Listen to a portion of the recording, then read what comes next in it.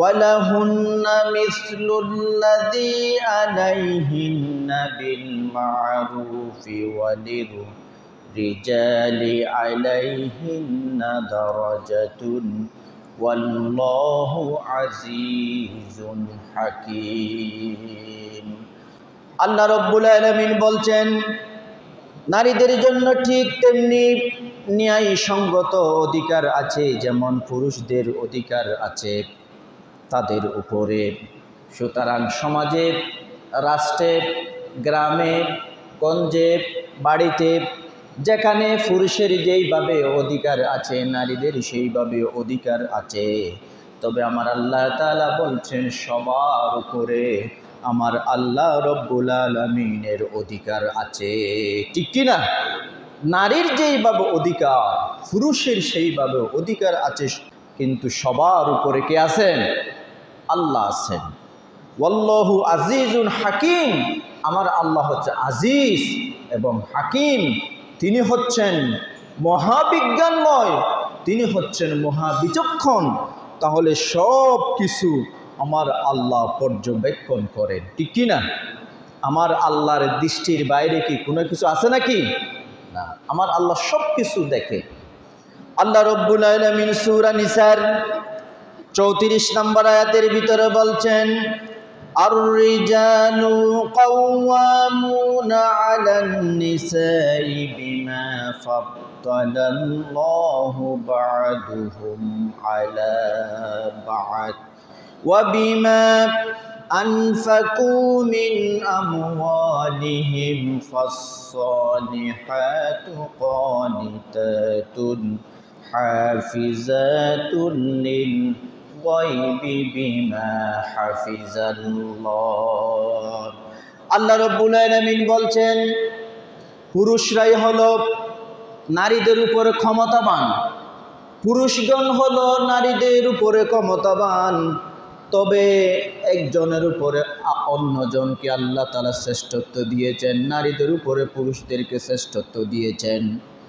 যেই পুরুষেরা নারীদের জন্য তাদের সমস্ত সম্পদ ব্যবহার করবে, তাদের উপার্জিত সম্পদ খরচ করবে নারীদের জন্য, সেই জন্য নারীদেরকে হতে হবে নেককার, সতী, সাধ্বী, পরহেজগার নারী হতে হবে, আনুগত্য পরায়ণ হতে হবে এবং স্বামীর অনুপস্থিতিতে আল্লাহ তাআলা তাদেরকে যেই সম্পদ দিয়েছে সেই সম্পদ তাদেরকে হেফাজত করতে হবে। ঠিক কিনা? এটা আল্লাহর অধিকার।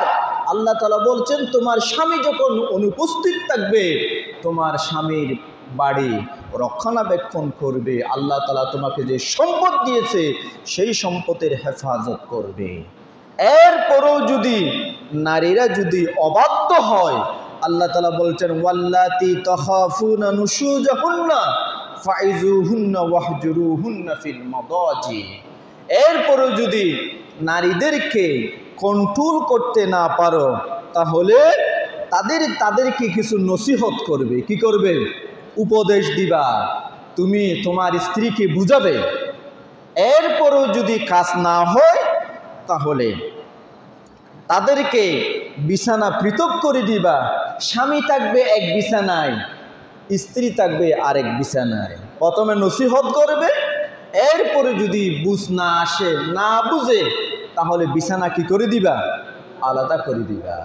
স্বামী থাকবে এক বিছানায়, স্ত্রী থাকবে আরেক বিছানায়।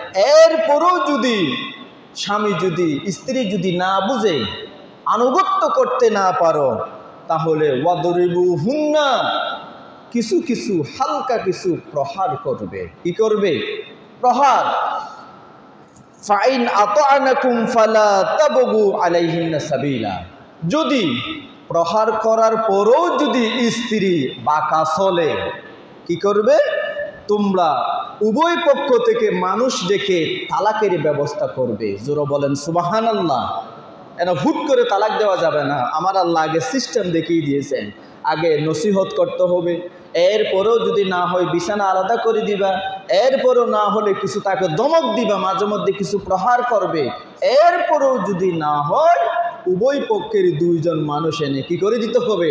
তালাকের ব্যবস্থা করবে। ইন্নাল্লাহা কানা আলিয়ান কাবীরা, আমার আল্লাহ রব্বুল আলামিন হচ্ছে সবার বড়। সুবহানাল্লাহ।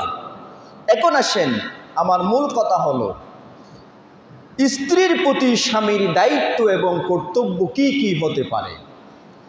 আমার প্রিয় বন্ধুগণ, স্ত্রীর প্রতি স্বামীর দায়িত্ব এবং কর্তব্যের ভিতরে এক নাম্বার হলো পরিবারে ইসলামী অনুশাসন বজায় রাখা। আপনি পরিবারে ইসলামী অনুশাসন আপনাকে আনতে হবে। পরিবারে ইসলামী অনুশাসন আছে কিনা। আপনি দেখলেন, আপনি মসজিদে আসলেন, আপনি নামাজ পড়লেন, অথচ আপনার ছেলে বালেগ হয়েছে, নামাজের কাছে নাই। আপনি নামাজের আগে যে টেলিভিশন দেখেছেন, আপনার সন্তান, আপনি নামাজে এসেছেন, আপনার সন্তান বসে বসে টেলিভিশন দেখে, নামাজের কোনো খবর নাই, ঠিক কিনা? এই ধরনের আছে না? আপনার সন্তান বসে আছে, মোবাইল নিয়ে বসে আছে, আজান দিয়েছে, নামাজের কোনো খবর নাই। আপনার স্ত্রী মোবাইল নিয়ে বসে আছে, টেলিভিশন নিয়ে বসে আছে, নামাজের কোনো খবর নাই। আপনি মাঝে মধ্যে নিউজ দেখবেন, ভালো কথা, কিন্তু আপনার টেলিভিশনের ভিতরে দেখা যায় সব ইন্ডিয়ার সিরিয়ালগুলা, সব একটার পর একটা দেখেন। ইসলামী অনুশাসন বলতে কিছু নাই, ইসলাম বলতে কিছু নাই। সুতরাং আপনি মসজিদে এসে যদি আল্লাহ আল্লাহ জিকির করেন, তাসবিহ তাহলিল করেন, অথচ আপনার পরিবারে যে 5 জন সদস্য আছে তাদের কোনো কিছু পর্দা নাই, ইসলাম নাই, নামাজ নাই, দোয়া নাই, কিচ্ছু নাই। সুতরাং আপনি যেইভাবে ইসলাম পালন করেন, আপনার পরিবারের প্রত্যেককে ইসলামী অনুশাসন বজায় রাখতে হবে, ঠিক কিনা? এটাই হচ্ছে আপনার দায়িত্ব। সুতরাং আপনি আল্লাহ আল্লাহ করলেন, আপনাকে দেখলে মনে হয় আপনি আকাশ থেকে নাজিল হয়েছেন ফেরেশতা, কিন্তু আপনার পরিবারে গেলে ইসলামের কোনো তাওয়াক্কাই নাই, ঠিক কিনা? আমার প্রিয় বন্ধুগণ, নবী করিম সাল্লাল্লাহু আলাইহি ওয়াসাল্লাম বলেছেন, ওয়ালা তারফা আনহুম আসাকা আদাবান। নবী বলছেন, তোমরা তাদের থেকে তোমাদের শিষ্টাচারের লাঠিকে উঠিয়ে নেবে না। তুমি পরিবারের কর্তা, তুমি পরিবারের দ্বারক বাহক। সুতরাং তোমার সন্তানকে তুমি নসিহত করবে, ইসলাম অনুশাসন, ইসলামী নিয়ম নীতি পালন করার জন্য তাদের প্রতি কঠোর হতে হবে। সুবহানাল্লাহ বলেন, কঠোর হতে হবে। আল্লাহ রসুল বলছেন, শিষ্টাচারের লাঠিকে তোমরা উঠিয়ে নিবে না। তার মানে হচ্ছে ইসলামী অনুশাসন পালন করার ক্ষেত্রে আপনাকে কঠোর হতে হবে। কি হতে হবে? কঠোর হতে হবে। এক নাম্বার হলো পরিবারে ইসলামী অনুশাসন বজায় রাখা। এই দায়িত্বটা আল্লাহ তাআলা পুরুষদেরকে দিয়েছেন, কোনো নারীকে দেয় নাই, ঠিক কিনা? পুরুষদেরকে, ছেলে সন্তান পিতাকে যেইভাবে ভয় করে, মাকে সেইভাবে ভয় করে না, করে নাকি? কারণ সবসময় মায়ের কাছে বড় হয়, মায়ের আদর যত্ন নিয়ে বড় হয়। পিতা তো আদর করবে, কিন্তু পিতাকে বেশি ভয় করে। সেই জন্য পরিবারে ইসলামী অনুশাসন নিয়ে আসার জন্য সম্পূর্ণ দায়িত্ব পিতার উপরে। কার উপরে? পিতার উপরে। 2 নাম্বার হলো, আমার রসুল সাল্লাল্লাহু আলাইহি ওয়াসাল্লামের কাছে যখন একজন সাহাবী আসলেন, ওই সাহাবী হলো এলাকার একজন মান্যগণ্য সাহাবী, নতুন ইসলাম ধর্ম গ্রহণ করেছে। মালিক বিন হুয়াইরিস এবং তার সঙ্গী সাথীদেরকে নিয়ে রসুলের কাছে আসলেন, ইসলাম ধর্ম গ্রহণ করলেন। ইসলাম ধর্ম গ্রহণ করার পরে আমার রসুল বলছে, হেই সাহাবীরা, তোমরা যেহেতু তোমাদের এলাকার নেতৃত্ব স্থানীয়, তোমাদের কথা সবাই শুনবে, সুতরাং তোমরা মদিনায় না থেকে তোমার এলাকায় তুমি চলে যাও।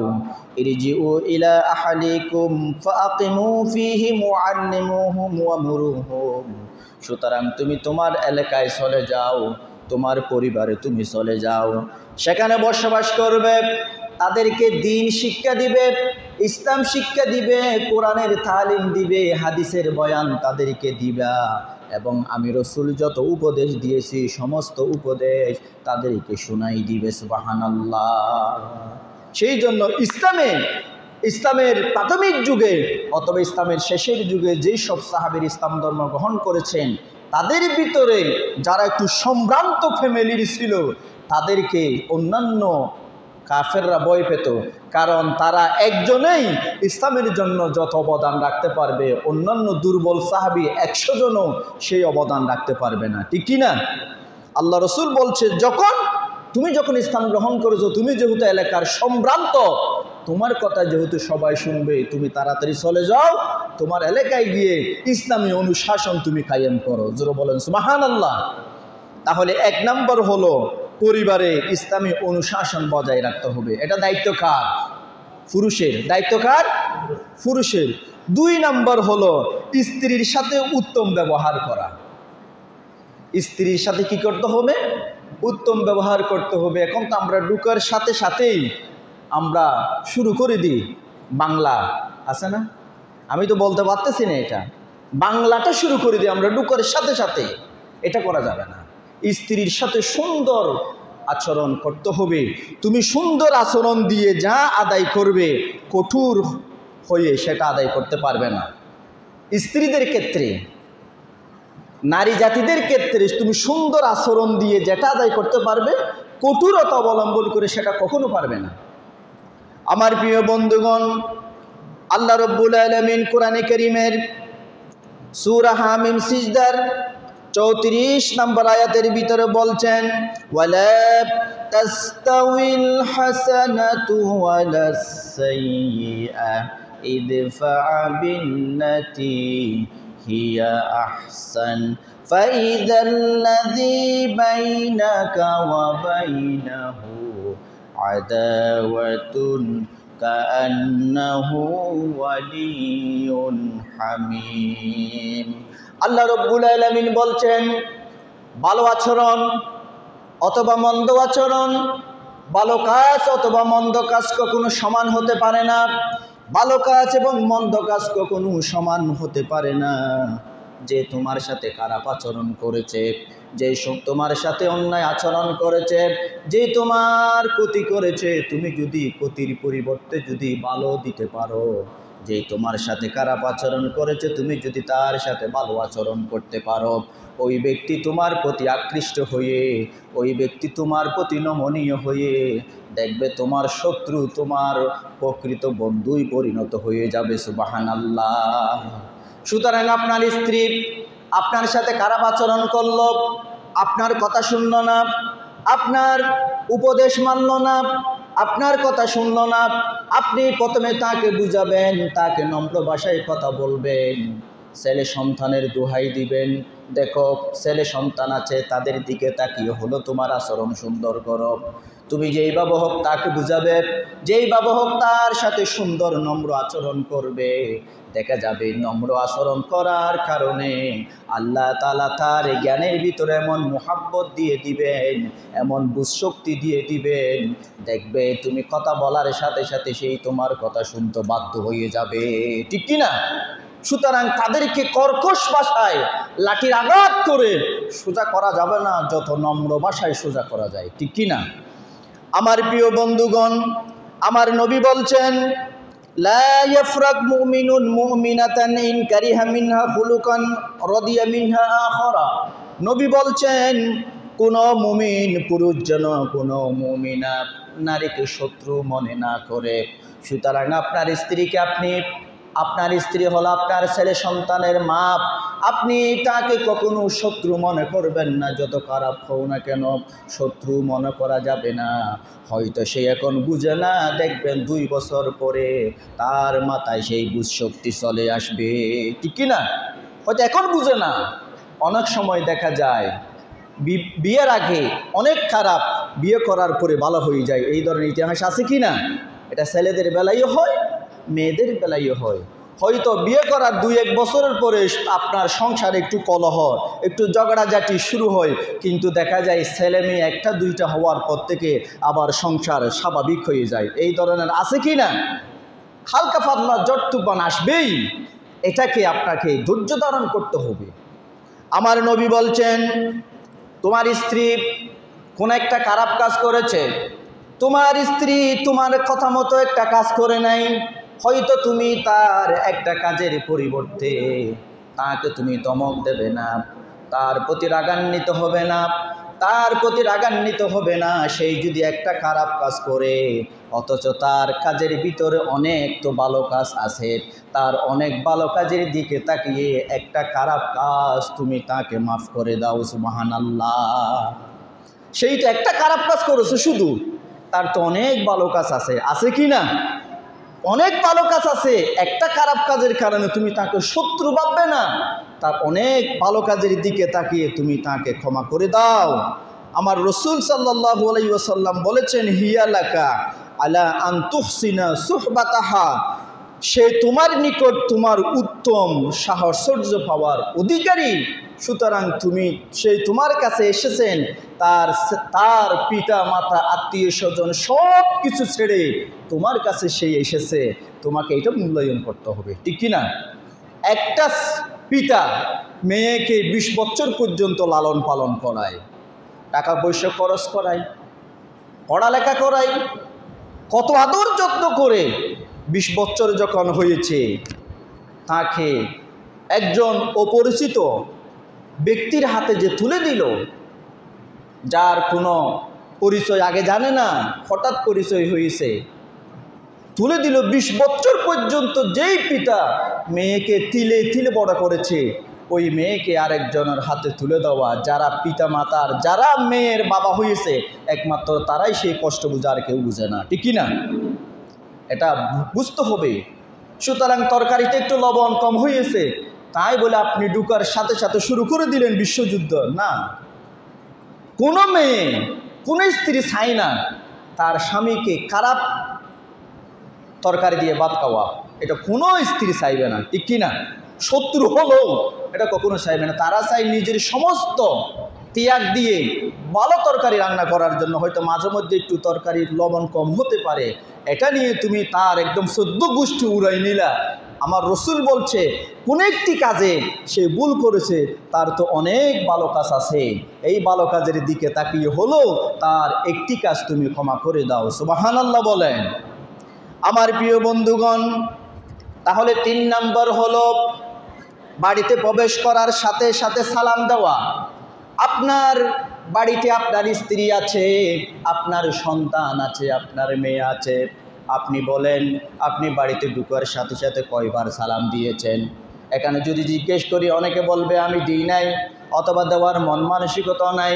আপনি দেখেন, আপনি যখন বাড়িতে ঢুকবেন, বাড়িতে ঢুকার সাথে সাথে যদি আপনার মেয়ে থাকে, আপনার ছেলে থাকে, আপনার মা থাকে, আপনার স্ত্রী থাকে, আপনি আপনার আত্মীয় স্বজন যখন দরজা খুলবে, আপনি ঢুকার সাথে সাথে প্রথমে সালাম দিয়ে বাড়িতে প্রবেশ করবেন। সুবহানাল্লাহ। এই কাজ করা যাবে না?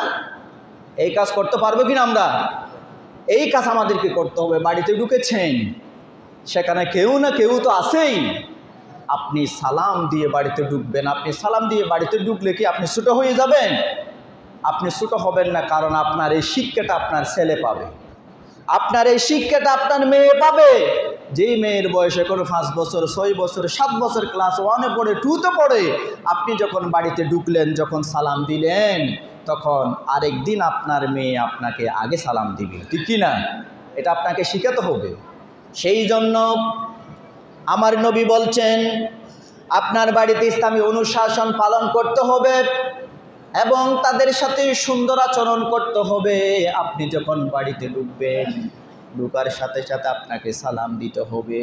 আপনার মা থাকলে সালাম দিবেন, আপনার মেয়ে থাকলেও সালাম দিবেন, আপনার ছেলে থাকলেও সালাম দিবেন, আপনার স্ত্রী থাকলেও সালাম দিবেন। আমার নবী বলছেন, সুতরাং তুমি বড় হয়েছ বলে ছোটদেরকে সালাম দিবে না তা নয়। সুতরাং ছোটরা বড়দেরকে সালাম দিবে, বড়রা ছোটদেরকে সালাম দিবে। আপনি যখন বাড়িতে প্রবেশ করবেন, যখন সালাম দিবেন, আপনার ছোট ছোট ছেলেমেয়েরা আপনার কাছ থেকে ইসলামী অনুশাসন শিখবে, ঠিক কিনা? আজকে থেকে আমাদেরকে নিয়ত করতে হবে আমরা বাড়িতে ঢুকার সাথে সাথে সালাম দেব। পারবো কিনা ইনশাআল্লাহ? কারণ বাড়িতে কেউ না থাকলেও বাড়িতে তো ফেরেশতা আছে। কি আছে? ফেরেশতা আছে। আপনি ঢুকার সাথে সাথে সালাম দিবেন।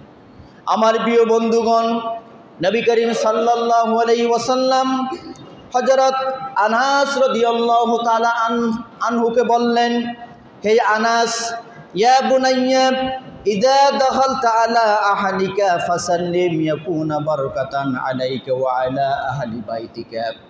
নবীজি বলছেন, আনাস, তুমি যখন বাড়িতে প্রবেশ করবে, বাড়িতে প্রবেশ করার সাথে সাথে তুমি সালাম দিবা, কারণ তুমি সালাম দেওয়ার কারণে, এই সালামের কারণে তোমার বাড়িতে আমার আল্লাহ রব্বুল আলামিন বরকত নাজিল করবে।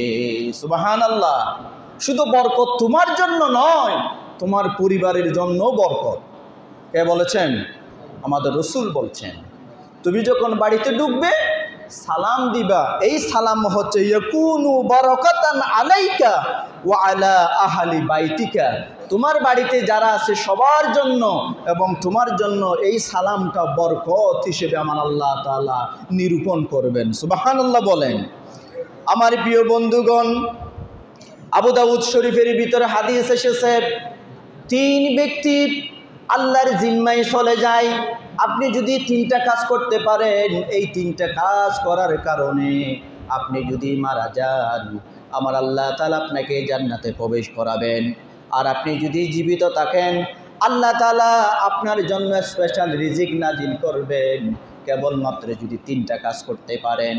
আমার প্রিয় বন্ধুগণ, নবী বলছেন, সালাসাতুন কুল্লুহুম দাবিনুন আলাল্লাহ ইন আশা ওয়া রুজিকা ওয়া কুফিয়া। আপনি যদি 3টি কাজ করেন, 3টা কাজের কারণে আল্লাহ তাআলার জিম্মায় আপনি চলে যাবেন। এক নাম্বার হলো মান দাখালা বাইতাহু ফাসাল্লিম ফাহুয়া দামিনুন আলাল্লাহ।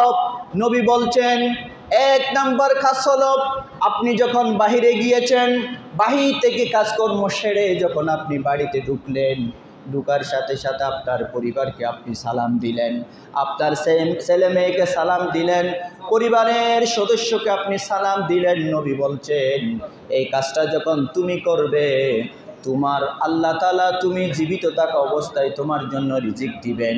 আর যদি তুমি মারা যাও, আল্লাহ তাআলা তোমাকে জান্নাতের মালিক বানিয়ে দিবেন। সুবহানাল্লাহ। 3 নম্বর কাজের ভিতরে 1 নম্বর কাজ হলো, আপনি বাড়িতে ঢুকার সাথে সাথে সালাম দিতে হবে। কি দিতে হবে? সালামটা শুদ্ধ করে দিতে হবে। আসসালামু আলাইকুম ওয়া রাহমাতুল্লাহ। সালামটা কি করতে হবে? শুদ্ধ করে দিতে হবে, শুদ্ধ সালাম দেওয়া যাবে না। 2 নাম্বার হলো ওয়ামান খারাজা ইলাল মসজিদি ফাহুয়া দামিনুন আলাল্লাহ। যেই ব্যক্তি আজান দিয়েছে, আজান দেওয়ার সাথে সাথে মসজিদে নামাজ আদায় করার জন্য বাড়ি থেকে বের হয়েছে, আপনি মসজিদ থেকে নামাজ পড়ে বাড়িতে ঢোকা পর্যন্ত আপনার যত সময় আপনি ব্যবহার করেছেন, এই সময়টা, ওই সময়ে যদি আপনি মারা যান, আপনি জান্নাতি হয়ে যাবেন। কারণ আমার রাসূল বলেছেন, যেই ব্যক্তি বাড়ি থেকে বের হয়েছে মসজিদে আসবে, মসজিদে বাড়ি থেকে বের হওয়ার পর থেকে মসজিদ থেকে বাড়িতে না যাওয়া পর্যন্ত ওই ব্যক্তি সম্পূর্ণরূপে আল্লাহ তাআলার জিম্মায় চলে যায়। সুবহানাল্লাহ। আল্লাহর জিম্মায় তাকে। 3 নম্বর হলো ওয়ামান খারাজা ফি সাবিলিল্লাহ ফাহুয়া দামিনুন আলাল্লাহ। কোন ব্যক্তি যদি আল্লাহর জমিনে, আল্লাহর এই পৃথিবীতে আল্লাহর দ্বীন কায়েম করার জন্য কেউ যদি বের হয়, ওই ব্যক্তি যতক্ষণ পর্যন্ত বাড়িতে ফিরে আসবে না, ততক্ষণ পর্যন্ত যে সময় তার অতিবাহিত হবে, তার সমস্ত সময় আল্লাহর জিম্মায় চলে যায়। জোরে বলেন সুবহানাল্লাহ। তাহলে 3টা কথা আমার রাসূল বলছেন। 1 নাম্বার হলো বাড়িতে ঢোকার সাথে সাথে সালাম দিতে হবে, যারা সালাম দেয় তারা আল্লাহর জিম্মায়। 2 নাম্বার হলো বাড়ি থেকে বের হয়েছেন, মসজিদে আসবেন, আবার মসজিদ থেকে বাড়িতে যাবেন, এই সময়ে যদি আপনি মারাও যান, আপনি আল্লাহর জিম্মায় চলে গেলেন। আর আল্লাহর জিম্মায় চলে যাওয়া মানে হচ্ছে আপনি জান্নাতের মালিক হয়ে গেলেন। সুবহানাল্লাহ। 3 নম্বর যারা আল্লাহ রাস্তায় বের হয়েছে। আমার প্রিয় বন্ধুগণ, তাহলে বাড়িতে প্রবেশের সাথে সাথে সালাম দিতে হবে। এই কাজটা করার জন্য আমার রাসূল পুরুষদেরকে ক্ষমতা দিয়েছেন। 3 নম্বর হলো, 4 নম্বর হলো স্ত্রীকে সহযোগিতা করা। আপনি আপনার স্ত্রীকে সহযোগিতা করবেন, সাহায্য করবেন, সহযোগিতা করবেন। আপনার স্ত্রী মনে করেন আপনার 3-4টা ছেলে মেয়ে আছে, 3-4টা ছেলে মেয়েদেরকে কাপড় ধৌত করা, তাদেরকে পড়ালেখা করানো, তাদের জন্য রান্না করা, তাদেরকে পরিষ্কার পরিচ্ছন্ন রাখা কমছে কষ্ট না, অনেক কষ্ট। এবং তাদের জন্য একজন বলে ভাত খাবো, আরেকজন বললে পানি খাবো, আরেকজন বলল আমি ঘুমাবো। তাদের সেবা শুশ্রূষা করতে করতে আপনার স্ত্রী ক্লান্ত হয়ে গিয়েছে, আপনি বাহির থেকে আসলেন, তার কাজে যদি কিছু সাহায্য সহযোগিতা করেন, আমার রসুল বলছে তুমি যত বড় হও না কেন, তোমার পরিবারে যদি তুমি সাহায্য সহযোগিতা করো, তাহলে এই সাহায্য সহযোগিতার কারণে আমার আল্লাহ তাআলা তোমাকে সৎকার সওয়াব দিয়ে দিবে। সুবহানাল্লাহ। আমরা যে সদকা দিই, টাকা পয়সা আমরা সদকা দিই, সুতরাং আপনি আপনার পরিবারের জন্য শ্রম দিয়েছেন, পরিবারের জন্য টাকা খরচ করেছেন, এটাও আল্লাহ তাআলা আপনার জন্য সদকা হিসেবে কবুল করবে। সুবহানাল্লাহ, এটা সদকা। সুতরাং আপনি চাকরি করে এসেছেন, আপনার 4-5টা ছেলে মেয়ে, একজন মহিলা কিভাবে পারে, আপনি হুট করে এসে তরকারি এখন কেন হয় নাই, ভাত এখন কেন হয় নাই, হুট করে তাকে গালাগালি করবেন না। একটু বুঝতে হবে ওই মেয়েটা আসলে কতটুকু পারতেছে, এটাও আপনাকে খেয়াল করতে হবে, ঠিক কি না? আমার প্রিয় বন্ধুগণ, নবী করিম সাল্লাল্লাহু আলাইহি ওয়াসাল্লাম বলেছেন, হযরত আয়েশা রাদিয়াল্লাহু তাআলা আনহা হাদিস বর্ণনা করেছেন, উনি বলছেন আমি যখন আমার রসুলের যখন স্ত্রী ছিলাম, হযরত আয়েশা বলল আমার রসুল যখন আমার বাড়িতে থাকতেন, কানা ইয়াকুনু ফি মিহনাতি আহলিহি, আমার রসুল যখন আমার বাড়িতে থাকতেন বিভিন্ন রান্না বান্নার কাজে, কাপড় ধৌত করার কাজে আমার রসুল আমাকে সাহায্য করতেন, সহযোগিতা করতেন। আমি বলতাম ইয়া রাসূলুল্লাহ, আপনি তো বিশ্বনবী, আপনি কেন কাপড় ধৌত করবেন, আপনি কেন রান্না বান্নার কাজে কেন সহযোগিতা করবেন? আমার রসুল বলছে আয়েশা তুমি হলো আমার স্ত্রী, সুতরাং আমি যদি এই আদর্শ যদি রেখে না যাই, আমার উম্মতরা কি শিখবে? সেই জন্য আমি তোমাকে সাহায্য সহযোগিতা করে আমার আদর্শ আমার উম্মতে মুহাম্মদীর জন্য রেখে দিলাম। সুবহানাল্লাহ। যেখানে আমার রসুল স্ত্রীকে যদি সাহায্য সহযোগিতা করতে পারে, সেখানে আপনি কি আমি কি, ঠিক কি না? আমার প্রিয় বন্ধুগণ, নবী বলছেন, হযরত আয়েশা রাদিয়াল্লাহু তাআলা আনহা হাদিস বর্ণনা করেছেন, উনি বলেছেন আমার রসুল সাহায্য সহযোগিতা করতেন, ফাইদা হদরাতিস সালাতু খারজা ইলাল সালাত, যখন তিনি আমাকে সাহায্য করতেন, সহযোগিতা করতেন রান্না বান্নার কাজে, যখন আমাকে আগায় নিয়ে যেতেন, যখন নামাজের সময় যখন হয়ে যেত, আমার রসুল সব কিছু বন্ধ করে তিনি নামাজ আদায় করার জন্য বের হয়ে যেতেন। সুবহানাল্লাহ।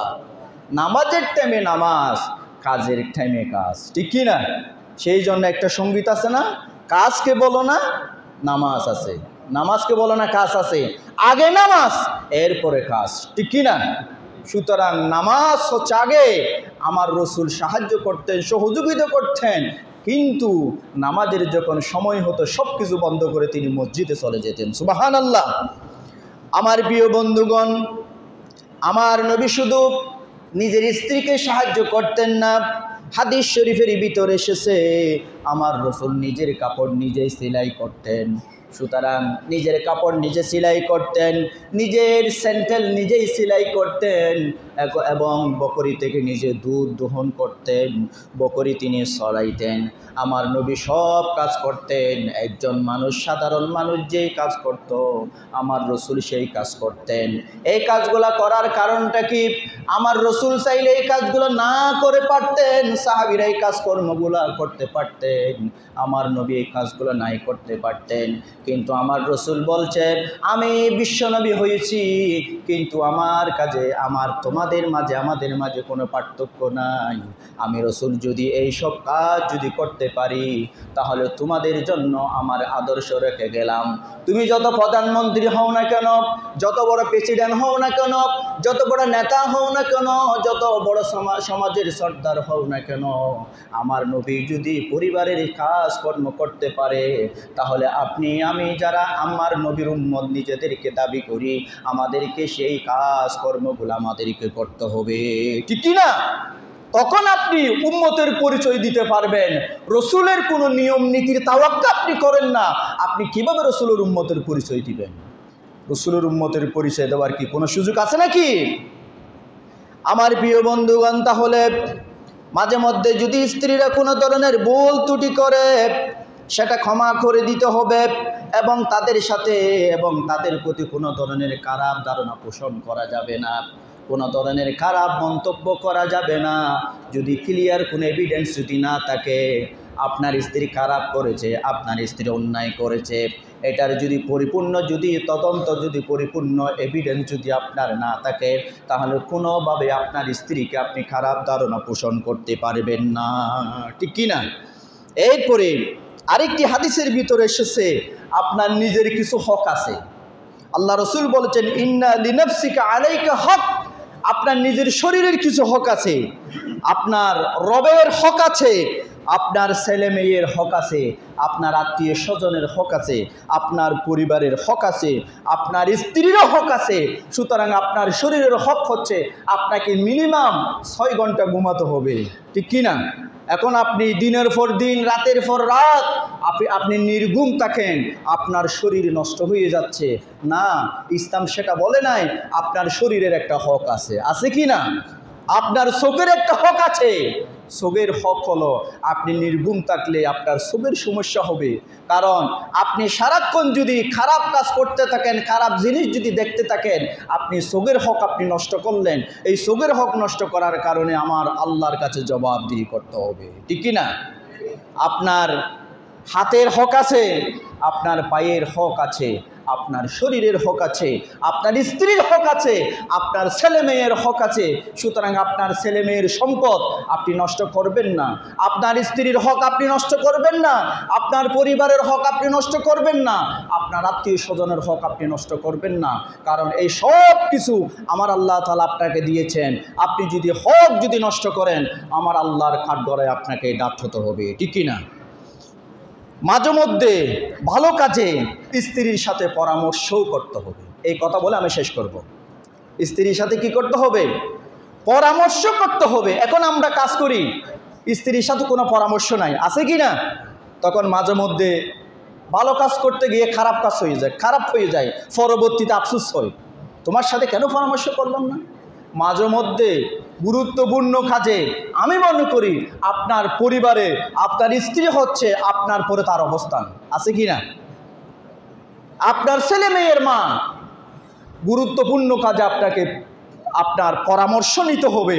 অনেক সময় দেখা যায় মেয়েদের কাছে যে সুন্দর গোপন পরামর্শ থাকে, অনেক সময় পুরুষের কাছে সেটা থাকে না। এই কথা বলে শেষ করতে চাই আমি।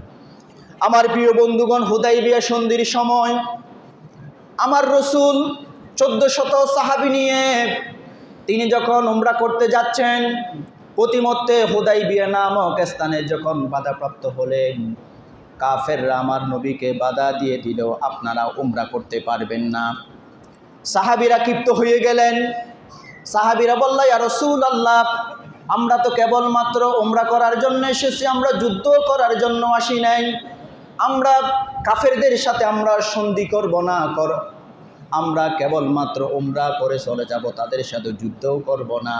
কিন্তু আল্লাহ তাআলা বলেছেন, নবী হে, ইন্না ফাতাহনা লাকা ফাতাহাম মুবিনা, হে নবী, আল্লাহ তাআলা সিদ্ধান্ত নিয়েছে আপনি তাদের সাথে সন্ধি করেন, চুক্তি করেন। এই চুক্তির মাধ্যমে দেখবেন 2 বছরের ব্যবধানে মক্কা বিজয়টা আমি আপনার হাতে তুলে দেব। অথচ আমার নবী যা জানেন সাহাবীরা কিন্তু সেটা জানে না। সাহাবীরা কিন্তু সেটা জানে না। আমার নবী যা জানেন সাহাবীরা সেটা জানে না।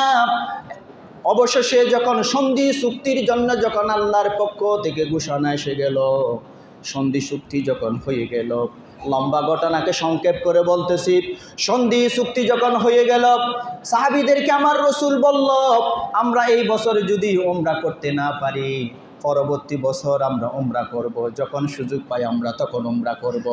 আজকে তোমরা উমরার জন্য, উমরা করার জন্য, উমরা শেষে তোমরা যে পশু জবাই করবে, এই কাজটা তোমরা শেষ করে ফেলো। তোমরা যে পশু এনেছো সেটা তোমরা হুদাইবিয়ার নামক স্থানে পশু জবাই করো, তোমাদের মাথার চুল ফেলে দাও। আমার রসুল আবু বকরকে আদেশ করলেন, উমরকে আদেশ করলেন, উসমানকে আদেশ করলেন, 1400 সাহাবীকে আদেশ করলেন। কোন সাহাবী নবীর কথা মানতেছে না, কোনো সাহাবী নবীর কথা অনুসরণ করতেছে না, কারণ সাহাবীদের মনের ভিতরে এক ধরনের ক্ষোভ জমে আছে, আমরা কাফেরদের বিরুদ্ধে জিহাদ করব, এরপরও আমরা উমরা না করে মক্কা থেকে ফেরত যাব না। সুবহানাল্লাহ। আমার রসুল বলছে, সাহাবীরা, আল্লাহ তাআলা বলেছেন সন্ধি করার জন্য, এখন তোমরা চাচ্ছ উমরা করার জন্য, এখন তো সন্ধি হয়ে গেছে, এখন তোমরা যত পশু এনেছো, যত ছাগল এনেছো, এখানে জবাই করো, মাথার চুল তোমরা ফেলে দাও। কোন 1400 সাহাবী দাঁড়িয়ে আছে, আমার রসুলের কথা শুনে নাই। আল্লাহ রসুল নিজের স্ত্রীর কাছে গেলেন। ওই সময় আল্লাহ রসুলের একজন স্ত্রী হযরত উম্মে সালমা আল্লাহ রসুলের সফর সঙ্গী ছিল। উম্মে সালমার বাড়িতে ঢুকে বলল, স্ত্রী, এখন তো আমার সাহাবীদের অন্তরতে অনেক কূপ, অনেক রাগ, এখন কি করতে পারি? তারা তো আমার কথা শুনতেছে না। তখন উম্মে সালমা বলে, ইয়া রাসূলুল্লাহ, আমার কাছে একটা ছোট্ট পরামর্শ আছে। সেটা কি?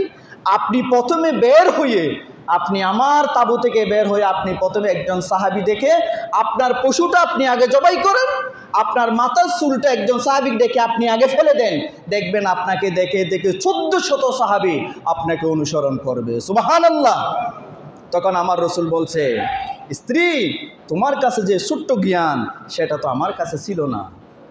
আমার রসুল তাঁবু থেকে বের হলেন, নিজের পশু জবাই করলেন এবং নিজের মাথার চুল সাহাবীকে ডেকে যখন ফেলে দিলেন, দেখা গেল রসুলকে দেখে দেখে একজন সাহাবী আরেকজন সাহাবীর মাথার চুল ফেলে দিল। 1400 সাহাবী মুহূর্তের ভিতরে আমার রসুলকে অনুসরণ করলো। জোরে বলেন সুবহানাল্লাহ। এখন আপনি যে কাজকর্ম করেন, আপনার পরিবারের উন্নয়নের জন্য যা কাজ করেন, মাঝে মধ্যে আপনার স্ত্রীর থেকে পরামর্শ নেওয়া দরকার আছে কি নাই?